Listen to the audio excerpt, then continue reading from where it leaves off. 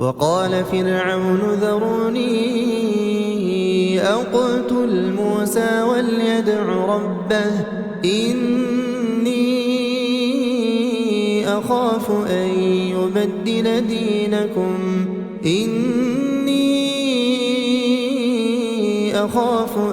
يبدل دينكم أو أن يظهر في الأرض الفساد. وقال موسى إني عذت بربي وربكم من كل متكبر لا يؤمن بيوم الحساب.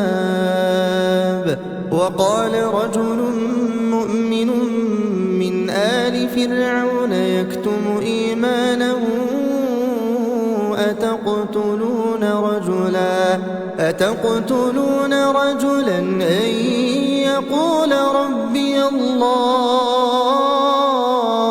أتقتلون رجلا أن يقول ربي الله وقد جاءكم بالبينات من ربكم وإن يك كاذبا فعليه كذبه وإن يك صادقا يصبكم بعض الذي يعدكم إن الله لا يهدي من هو مسرف كذاب.